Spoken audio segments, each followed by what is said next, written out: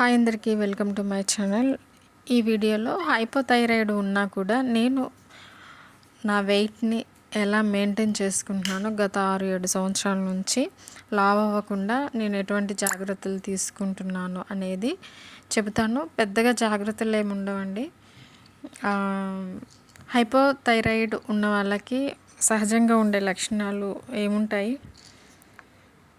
అసలు ఈ థైరాయిడ్ అనేది ఎలా ఉంటుందంటే, థైరాయిడ్ అనేది మెడలో థైరాయిడ్ గ్లాండ్ సరైన స్థాయిలో హార్మోన్లను తయారు చేయకపోవడం వల్ల ఈ హార్మోన్లు T3 T4 అనేవి మన శరీర మెటబాలిజాన్ని నియంత్రిస్తాయి.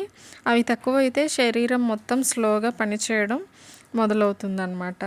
అంటే ఫర్ ఎగ్జాంపుల్ దీనికి ఉండే లక్షణాలు ఏంటంటే, అకస్మాత్తుగా బరువు పెరగడం, చర్మం చాలా డ్రైగా ఉండడం, చాలా రఫ్గా తయారవడం, జుట్టు రాలడం, జుట్టు బాగా పలచపడిపోవడం, మొహం పొంగినట్లు కనిపించడం అనేవి ఈ హైపోథైరాయిడ్ యొక్క లక్షణాలు అనమాట. ఎప్పుడు అలసటగా ఉండడం, బాగా మూడ్ స్వింగ్స్ అనేవి ఉంటాయి, ఎక్కువగా నిద్రపోవాలి, నిద్ర వేయడం అనేది కూడా ఉంటుందన్నమాట. సో వీటన్నింటి నుంచి నేను ఎలా ఓవర్కమ్ అయ్యాను అనేది ఈ వీడియోలో మీకు చూపిస్తాను.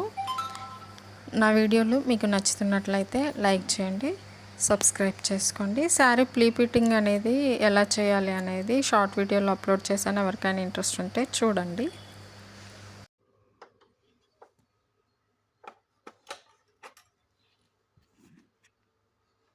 నా డైలీ రొటీన్ చూస్తూ ఉండండి. నేను కొన్ని విషయాలు అయితే మీతో షేర్ చేసుకుంటాను. నాకు స్టార్టింగ్లో అంటే వచ్చిన కొత్తలో ఒక భయం అయితే ఉండేది. ఏంటంటే లావ్ అయిపోతానేమో అని భయం ఉండేది. లావ్ అయితే మళ్ళీ సన్నగా అవ్వడం అనేది చాలా కష్టం అన్నమాట. అందుకే ఫస్ట్ అయితే టాబ్లెట్ వేసుకోవడం అయితే అస్సలు మర్చిపోను. ఇలా చేయొచ్చో చేయకూడదో నాకు తెలియదు, కానీ బ్రష్ కూడా చేయకుండా నేను టాబ్లెట్ అయితే వేసేసుకుంటాను. ఇంటి పని అంటే చాలామందికి చిన్న పని అని అనిపిస్తుంది, కానీ నిజానికి అదే మనకి పెద్ద వర్కౌట్ కదా. నేను ఇంట్లో ఏ పని చేసినా ఒక దగ్గర నిల్చొని అయితే చేయను అనమాట. అటు ఇటు తిరుగుతూ మల్టీ టాస్క్ అయితే చేస్తూ ఉంటాను. మాప్ వేసినా కానీ, ఇల్లు ఊడ్చినా కానీ వంగి మన పనులు మనం చేయడం అనేది చాలా ముఖ్యం అన్నమాట. ఎందుకంటే మనకి ఇంతకుముందు పూర్వకాలంలో పెద్ద పెద్ద వాకిళ్ళు ఉండేవి. వాటిని తూడ్చుకోవడం కోసం చక్కగా వంగి చేసేవాళ్ళు. అంట్లు తోముకోవాలన్నా కూడా గిన్నెలన్నీ ఒక దగ్గర వేసుకొని చక్కగా కూర్చొని తోమేవాళ్ళు. ఇప్పుడు మనకి సింకులు వచ్చాయి, వాషింగ్ మిషన్స్ వచ్చాయి.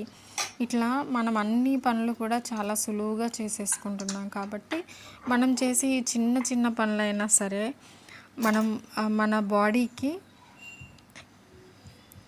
పనిని ఇవ్వాలన్నమాట. అట్లా ఇస్తే మనం మార్నింగ్ వర్కౌట్ చేసినా చేయకపోయినా మార్నింగ్ ఖచ్చితంగా నేను వాకింగ్ అయితే చేస్తాను. అలా చిన్న చిన్న వర్కౌట్లు అయితే చేసుకుంటాను. నేను ఏ జిమ్కి వెళ్ళను, ఎక్కడికి వెళ్ళను, కానీ ఏదో నాకు వచ్చినవి నేను యూట్యూబ్లో చూసినవి మాత్రమే చేస్తూ ఉంటాను. కానీ నేను ఏదైనా పని చేసేటప్పుడు ఒకే దగ్గర స్థిరంగా నిల్చొని అలా పని చేయను.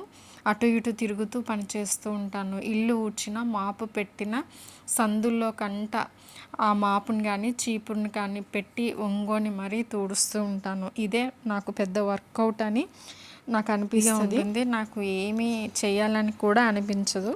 అయితే నా బాడీ లేజీగా ఉన్న, నా మైండ్ మాత్రం లేజీగా లేకుండా చూసుకుంటాను.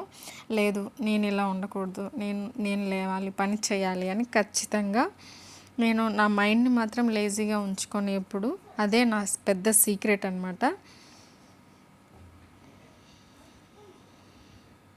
మా ఫ్రెండ్స్ కూడా ఇప్పటికే అంటూ ఉంటారు, నువ్వు అప్పుడు ఎలా ఉన్నావో ఇప్పుడు కూడా అలానే ఉన్నావు అని.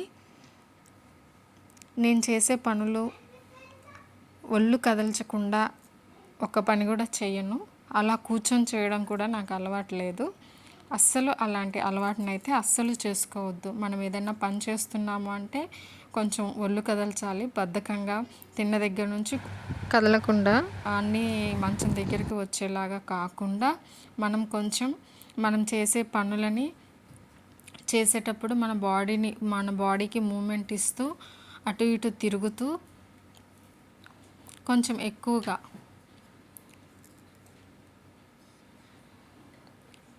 వాకింగ్ చేసినట్టు ఉంటుంది, మన పనులు మనం చేసుకున్నట్టు ఉంటుంది.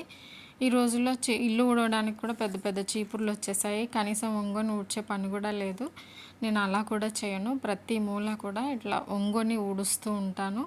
మంచం కింద ఉన్న చెత్త మంచం కిందనే లేకుండా కిందంతా ఊడ్చుకుంటూ వస్తూ ఉంటే మనకి కొంచెం ఎక్సర్సైజ్ ఉన్నట్లు ఉంటుందన్నమాట. కదలకుండా కూర్చొని పనులు చేసుకోవడం నాకైతే చేత కాదు. నాకు అలా ఇష్టం ఉండదు కూడా. అందుకే